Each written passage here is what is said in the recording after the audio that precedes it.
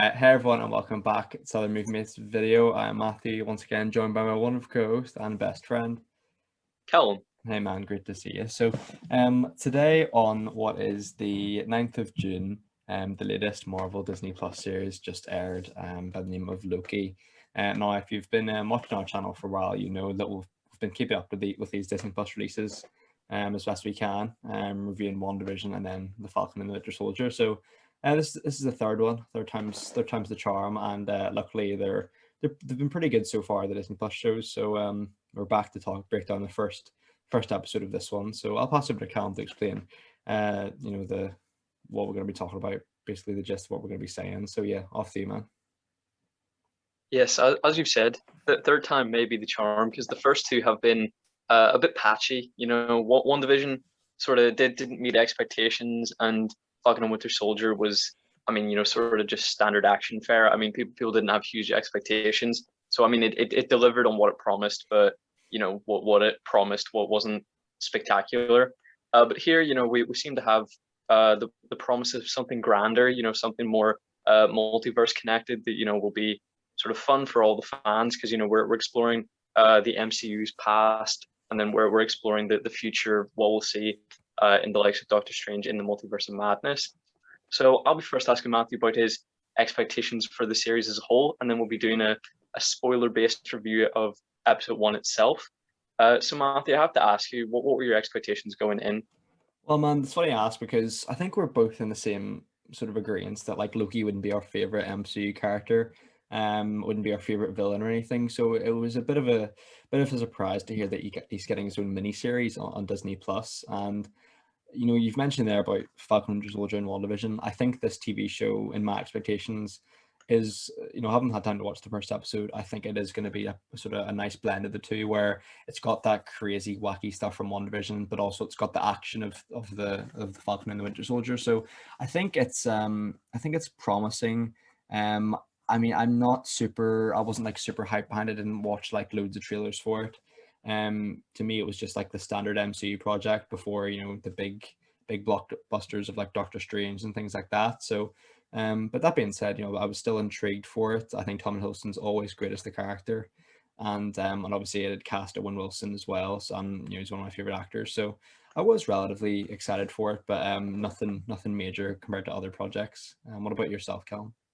Did I hear you say that you have not seen it?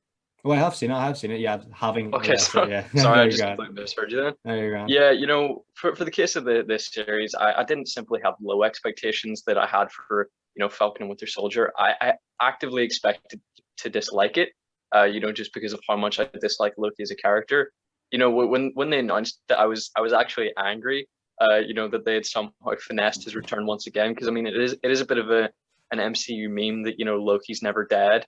But I came so close to cheering. Whenever I was at the cinema seeing Avengers: Infinity War, when he got just the life choked out of him. It was one of my favorite moments in the MCU, and I really thought that we were finally done with him. And then when they made that announcement, I was just pissed that I would have to sit through several hours of him being the focal point of a TV show.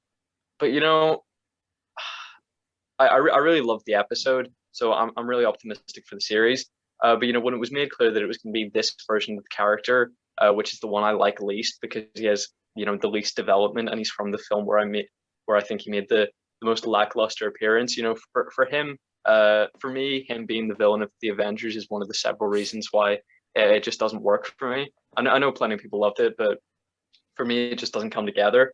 There's a lot of separate pieces that are great. Like the cast and the characters, Captain America in particular. But the Joss Whedon dialogue, which I always find a bit forced. Because it's not really ever in character.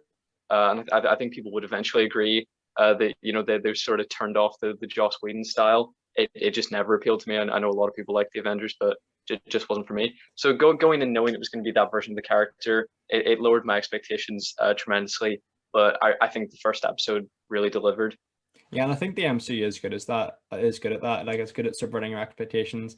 And I think, with that point, I think Tom Hiddleston probably this is probably the peak of his character. I feel like for me, yeah, the Avengers didn't quite come together for me as well.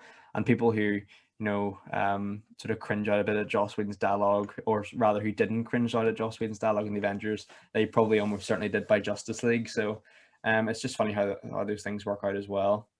And yeah, I suppose as well, I'm trying to think, is this the first sort of solo MCU project focused on a villain? I think it might be. I think it I might believe be. so. Well, villain is maybe a stretch for me. Apologies, because he is more of an anti-hero now, so they are trying to change that up. But it's a weird one, man, because when you watch Thor and the Avengers specifically, like and even in this episode, like they re-show sort of scenes on a computer screen of those events, and you kind of think, oh, he's done some horrible stuff. Like I can't believe they've sort of translated him from like this horrible murderer to this likable sort of lovable scamp, as they call him here. So it's a very interesting evolution of the character, but I'm really excited to see where they go with it, because the episode really did pleasantly surprise me, to be honest. It didn't go where I thought it would, and I'm actually a lot more hyped now than I was before the episode came out, which is, it's always good for a TV show when that happens. So yeah, nothing but positive remarks from me. Yeah, Loki by the end of the episode has this epiphany that everything he did that was murderous or evil was just as an illusion to pretend that he was tougher than he is, I guess. But I mean, when he was smiling, taking that guy's eyes out, like no one was around, no one was watching him. He was just in the moment, loving it. So Yeah, like he's chatting shit. yeah, and they do call that out in this episode as well, don't they? And for those who really didn't like Loki, potentially like yourself, you got to relive the Thanos snap of the neck in this episode. So I'm sure you're happy with that. But yeah, just before we kick off with major spoilers, thank you everyone who supported us recently, especially with our most recent podcast on the Falcon and the Winter Soldier. Thank you so much, guys. Really do appreciate that massively. Every new subscriber. And yeah, just before we kick off today's episode, please be sure to like, subscribe, and comment your thoughts on Loki and the mini-series down below. We'd love to hear them. And of course, our email and time codes are in the description as well. So Cal, mate, I'll just pass the floor over to you, and you can open up in your thoughts, mate, and I'll chip in where I can. Well, a lot of this episode is just set up for creating little links that will then come back in future episodes. So I don't really have much on the narrative. But, there's a few questions within the overall MCU that I find to be answered here that I haven't sought out any reviews of this, so I don't really know if it's been talked about. But we learned that the TVA goes after any variants who are responsible for creating branches within the timeline. So the fact that that happens seems to me to retroactively confirm that when Captain America went into the past, returned the Infinity Stones, and went on to have his relationship with Peggy Carter, that clearly that's what the timekeepers wanted to happen. So for me, that kind of answers the question as to whether he either created a branch timeline, or whether Captain America was always peppered throughout the timeline of the now deemed sacred timeline of the MCU. So to me, it seems that if he created a branch timeline, he would have been a variant and he would have been arrested by the TVA. The fact that he went into the past and then returned to the present, to me, seems to say that he was, throughout his life with Peggy Carter, he was in the sacred timeline. Yeah, I think that is what that's confirming. And I don't know, whenever I first heard that sort of timekeeper thing, I just really got a little bit sort of disappointed. I was like, that just sounds ridiculous. Like, how can you explain what the timekeepers want and what they don't want? Like, it seems a bit silly to me. But I definitely do think that will be elaborated further as the show goes on, because I think there could be an exciting reveal in there, for sure. But yeah, with that in mind, I think you're spot on there, buddy, with the whole Captain America, Peggy Carter stuff. And also in this episode, I suppose it kind of explains how the multiverse existed before, like years ago in the MCU, before these sort of timekeeper individuals had sort of collected it into the sacred timeline, as you put it. So it's kind of interesting that we're actually acknowledging the multiverse. And I think there could potentially be an ending to the show where all these multiverse timelines in the sacred timeline sort of explode out everywhere by the end, and then that's what might lead to the Doctor Strange film. What are your thoughts on that, mate? Yeah, it's interesting because the way they present a multiverse here, they're talking about the branching timelines off from the sacred timeline. So their idea of a multiverse is just you know, the universe as it looks, but then, you know, one event changes and creates a butterfly effect. So that doesn't really explain, you know, that wouldn't really connect with, you know, the other Spider-Man films, Yeah. you know, Hmm. being, you know, just a, you know, a branch off of the main MCU timeline, because everything looks different.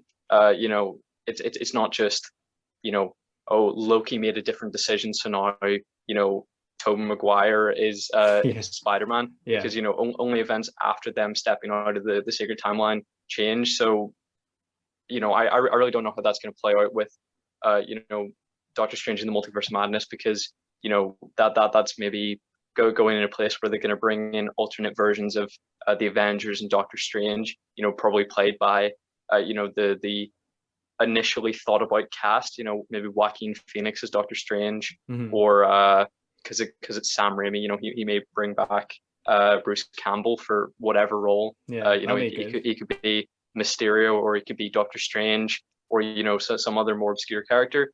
So I don't really know how their interpretation of the multiverse will work.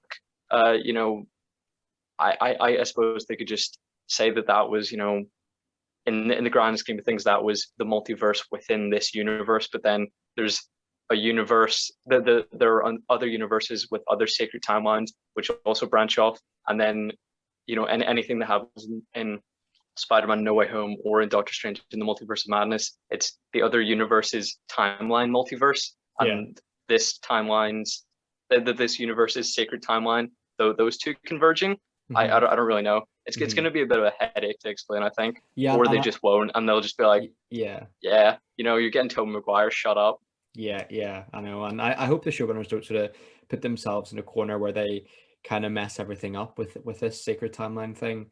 And I just wanted to quickly ask you, like, with the subject on the subject of, you know, the timekeepers and stuff, like, do you think there's going to be a big reveal there, or do you think it's just going to be like the Celestials or something, or do you think it's just are they characters of the comics? Because I'm none the wiser, mate, to be honest. What do you think? I'm not familiar with them from the comics. I know the Time Variance Authority is a thing. You know, I know Kang the Conqueror is kind of, you know, orbiting that kind of comic book arc. So people were wondering whether he was one of the three. But visually, there's three of them, and one looks to resemble like a female version of Kang the Conqueror. But, you know, I'm not quite sure. I think, you know, they're just sticking to what they've presented here. I don't think there's going to be any kind of reveal. I think it is just these three lizard people are responsible for time. You know, I suppose the Celestials were responsible for, you know, the creation of the universe as we know it, and then within that, the timekeepers are responsible for keeping the timelines, you know, along the sacred timeline. I want to see more about this timeline war, though. I feel like that could have been a series in itself. Definitely, definitely, and it sounds very interesting. Obviously, here there's a little cameo from a scroll in this episode as well. So I'm interested to see potentially if that could play a part there. But me, yeah, I think that the whole introduction there, as silly as it was on the little sort of tape recorder, it was intriguing actually, because it kind of sounds very interesting. You'd like to see it on screen. And with that, you know, I think this whole episode really did surprise me, because I think I immediately thought, you know, when I watched the trailer and stuff, it gave me a similar energy to the TV show Legion, where like this character who's a bit misunderstood is put in this sort of asylum or institution where he has to, like, you know, figure a way out or something, something similar to that. And it doesn't look like that's where it's going. It is a Loki focused show. It's not about the other characters at play here. I mean, Owen Wilson is the secondary lead here, but at that he's not in it barely for, you know, 10-15 minutes. It is a low-key show first and foremost, and I suppose by that, you know, it's revealed by the end that he's been recruited to fight off the variant of himself, which I think is very, very interesting. Do you think there's going to be a reveal there, and it turns out it isn't him, or do you think that's where they're going? Because they don't actually show his face by the end, which is a bit peculiar to me. So, where's your head Yeah, at there? as soon as they said the, you know, the villain of the piece was going to be a variant of Loki, it did feel like a massive letdown.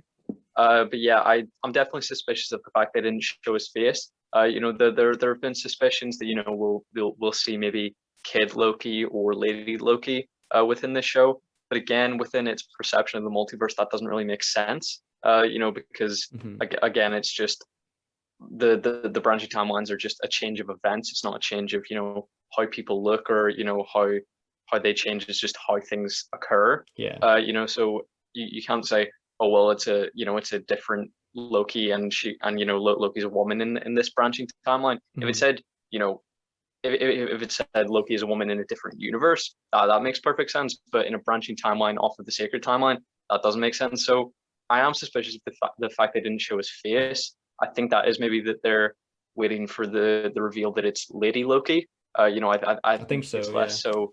I think it is going to be a variant of Loki in whatever way they choose to explain that. I do think it's going to be a version of Loki, but I think they were maybe saving up the fact that it's Lady Loki or Kid Loki. Yeah, I think that's a very good shout, mate, to be honest with you, for sure. And I had heard a theory from a friend of the channel, Reese, who had potentially said that by the end of I actually really like this theory, and I think it holds merit as well, that by the end of the show, Loki uses his like shape-shifting abilities to go into the sacred timeline once more and become the rat that turns on the sort of time machine thing in Endgame, which is a stretch, but I actually think it would be quite cool, because then everything comes full circle. You know what I mean? Everything comes back to that, and he would sort of redeem himself in a way.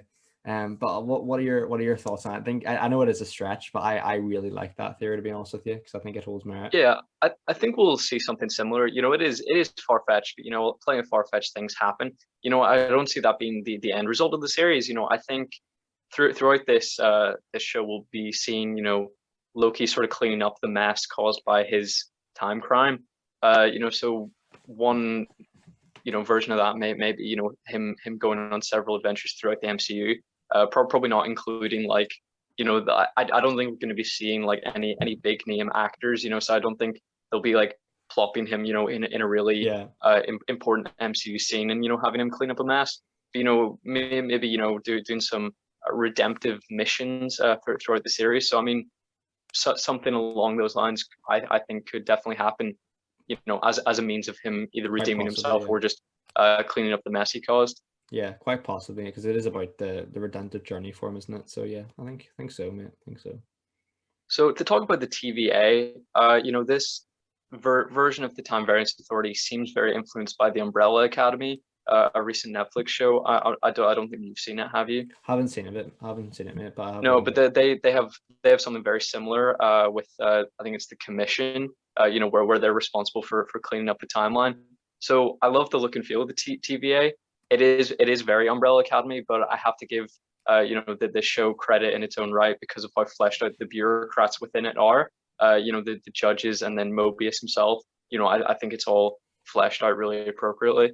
Yeah, for sure, mate. And on that note, with Owen Wilson's character, I thought he introduced himself as Morbius there, and I was like, what? No way, that'll be so weird. That would be quite a miscast. But no, yeah, I think it has a really unique feel to it, and yeah, it feels so retro as well. It feels fantastic. And yeah, I'm looking forward to seeing how it develops as the show progresses. And I think we've both admitted, even in this episode, that we are not massive fans of Loki, and I'd also never feel like I hadn't felt like Tom Hiddleston had really had a chance to shine as the character. Through several issues. Not enough screen time, poor dialogue like in the Avengers. Misrepresentations of his character. I feel like he really shone in Ragnarok. But aside from that, I think Tom Hiddleston really didn't get a chance to shine. But in this episode, I think the scene where Loki sees all of his life played out, where he sees it, as a film within the TVA, is, in my opinion, the best acting Tom Hiddleston has ever done, not only as the character but in general. That one scene really spoke to me. Absolutely, Callum. It strikes a really emotional chord, and it's a sad scene to watch because you can see the regret and remorse in his eyes as well, and it's a phenomenally acted scene by Tom Hiddleston. Absolutely remarkable. And I got to be honest with you, up to that point, I wasn't a huge fan of a lot of his lines here. I thought a lot of his lines, it didn't really fit in with the Avengers Loki, who was kind of menacing and who was very sort of not humor based, shall we say, despite it being a Joss Whedon film. A lot of his dialogue was kind of like, quite arrogant lines, whereas here he's cracking a lot of jokes and things like that. So up to that point, I wasn't a big fan, but then that was the turning point for me when I realized like this episode was building to something, and the show has a very bright future, I think, with episodes to come, because it was a great acted scene, probably the best Loki scene probably ever, I think, in the MCU. It was a really excellent moment. So yeah, nothing but positive remarks from me as well. Yeah, I think if this show was about Ragnarok Loki, and he was that more wisecracking kind of character, but he was still forced to confront the things that he did in 2012 in the Avengers film. I think that this representation of the character would be appropriate. But I think if you watch these back to back, if you watch the Avengers and then you watch this, the two characters are so incredibly disconnected. Like him trying to convince Mobius that the whole reason he killed those people is just because he's scared and wants to portray as a certain kind of persona. One, that doesn't forgive anything that he did, and two, I just don't buy it. Like if you watch Yeah. those two back to back, you just go, no, he's doing that because he's evil and he wants to be king. I Yeah. really don't. I don't believe in the deeper shades that are presented here. Yeah, and that's the problem as well. Like, as I said, we've sort of mentioned this before, like the MCU being a victim of its own success. Like when you have such a huge, well-connected universe, and you have future projects where you have to try and connect it back to previous ones, it is difficult to try and make those links between characters and the motivations of the characters. Like no one could say, like when Joss Whedon first made the Avengers, that in 9 years time they would make a Loki miniseries where Loki gains the Tesseract. Like that was in no one's minds at the time, but they've had to sort of retroactively make that a thing. And for the most part, it works really well. Like it works ridiculously well. So fair play to them. But in some aspects, if you, like you said, mate, if you watch the Avengers and then Loki, it feels like two different characters almost. Do you know what I mean? Which I can't really fault them for that, because like it's never going to be 100%. But I think they did an admirable job in doing so. I don't have anything further on the episode. Do you, Matthew? No, Cal, nothing from me, mate. I suppose if you're gonna rate it out of 10, buddy, what would you give it? I didn't really take actual issue with anything in the episode. Aside maybe the portrayal of Loki, as opposed to how he's portrayed in the Avengers. So aside from that, I think the everything else about the episode was top tier. Like it was pretty much as good as a pilot can be. Where the first episode of series in establishing a universe, I thought it was really impressive. It picked up right where Avengers Endgame left off, and it made perfect sense to me. Going forward, I have questions about how they're going to approach other things. What they explained up to this point makes complete sense to me. So I'd have to rate it very favorably. I don't think it's as strong as the WandaVision first episode. I think it's stronger than the Falcon and the Winter Soldier first episode, and I'm optimistic that this may be the best series as a whole of the three. But when it comes to the first episode, I'd give it a 9 out of 10. Yeah, I mean, I agree with everything you said there. I think it's a really strong start. It surprised me. It's not going where I expected it to go, but I think that works in its favor. It's really struck an emotional chord with me as well, like you said, with those the scenes of Loki's life, and yeah, mate, I think Owen Wilson is a great addition as well, and Tom Hiddleston's always fantastic. So I'd probably have to give it a 9 as well. I think it's a really, really strong start, and definitely probably the strongest opening episode for me out of the Disney Plus shows. So yeah, really strong start, really strong start. But yeah, I mean that concludes our review of the first episode of Loki.